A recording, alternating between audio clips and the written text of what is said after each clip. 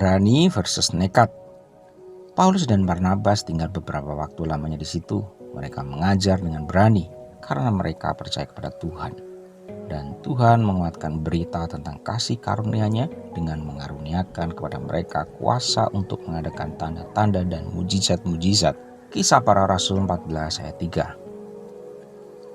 Sebelum Tuhan Yesus terangkat ke surga, Ia berpesan kepada murid-muridnya agar mereka tetap tinggal di Yerusalem sampai mereka diperlengkapi dengan kekuasaan dari tempat tinggi. Murid-murid yang dengan setia menantikan janji ini, ketika mereka sedang berdoa, maka goyanglah tempat mereka berkumpul itu dan mereka semua penuh dengan Roh Kudus. Lalu mereka memberitakan firman Allah dengan berani.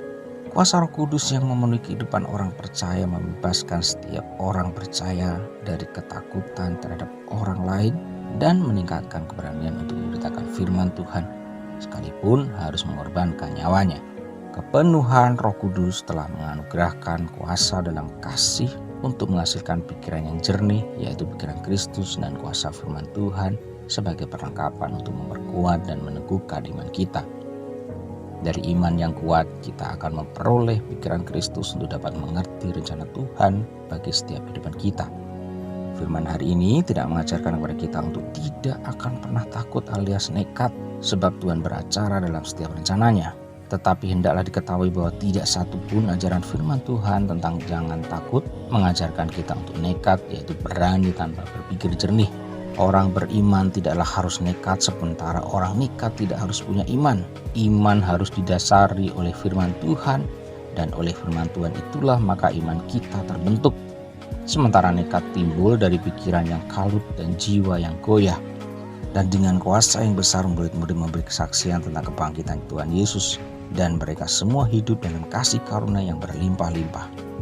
Demikian juga dengan kehidupan kita. Terhadap persoalan apapun yang mungkin kita hadapi hari ini, kita tidak akan mudah tertunduk dan mudah menyerah atau justru menjadi nekat tanpa berpikir jernih.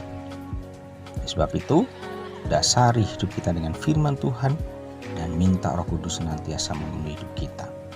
Maka kita akan bertindak dengan iman dan bukan nekat, sebab Roh Tuhan yang ada dalam hati kita lebih besar dari persoalan apapun di muka bumi ini. Saat kita berada dalam ketakutan dan kekhawatiran, ketahuilah bahwa kita sudah berada jauh dari Tuhan dan hadirat-Nya.